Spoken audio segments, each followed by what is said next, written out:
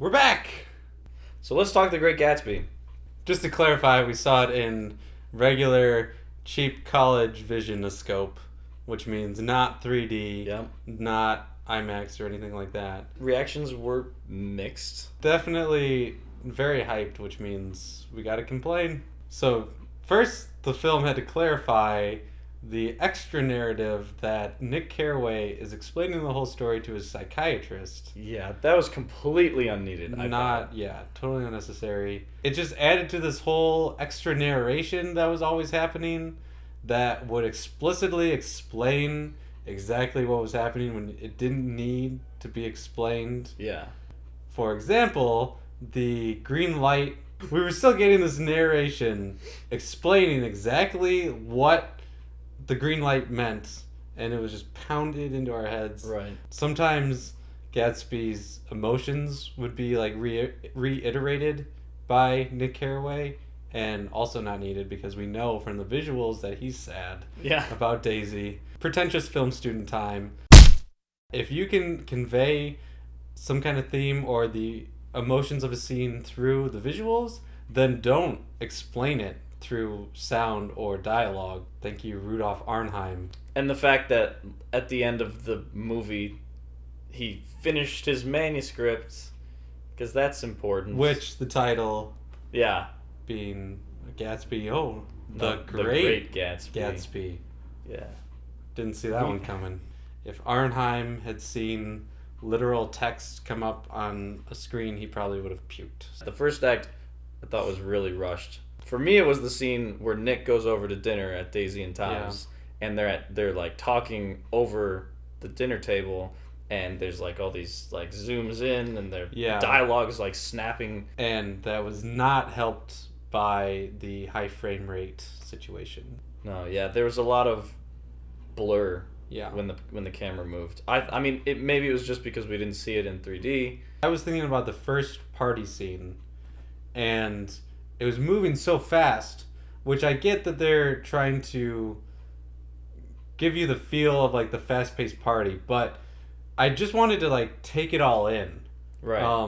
And Baz Luhrmann made such a beautiful like landscape for us to look at, but we never, especially in the first act, never got to see it because it kept cutting so quickly and the camera was always moving, and I just wanted to slow down and watch it.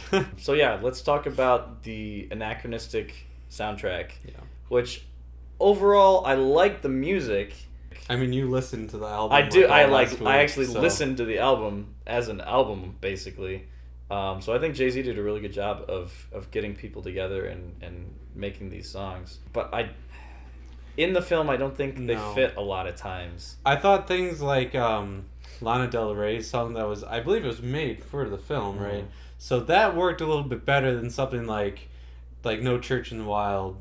And I think it's a film that really could have made use of like a period music score. Yeah, I think they totally could have gotten away with that. And it still would have been interesting. It would have been really, this is the perfect film for something like that. Yeah, I think they kind of missed the mark on the theme of The Great Gatsby, though. Well, they took a lot of the like extravagant partying and made it something to marvel at, rather than it being like a critique of 1920s like flapper society. I'm afraid teenagers are gonna walk out of the movie theater and want to party like it's 1920.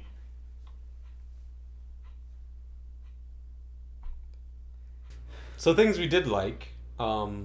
Casting was obviously really, really good. Leo did a great job. Perfect for that role. Carey Mulligan did a really good job too. Lots of chemistry there. Yeah. I like Tom Buchanan a lot. And Tobey Maguire was good. I mean, no complaints. Nothing stand out. Didn't really stand out, but was good. The character was designed by Fitzgerald to not have much of a character. Yeah. You know? Like the story's not about Nick, it's about everyone else, basically. Yeah, Gatsby. I mean, after the first act or first half of the movie, it really found like its pace and slowed down. Right. A lot of the later scenes were really intense, like when Gatsby finally reveals to Tom that he's in love with Daisy. You know, I was really invested in that scene.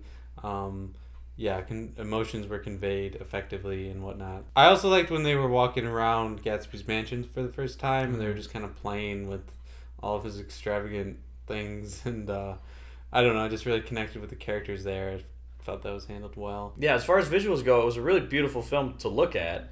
Like the colors popped, and there's so much going on. The sets looked so real that they looked fake. But in a good way. Yeah.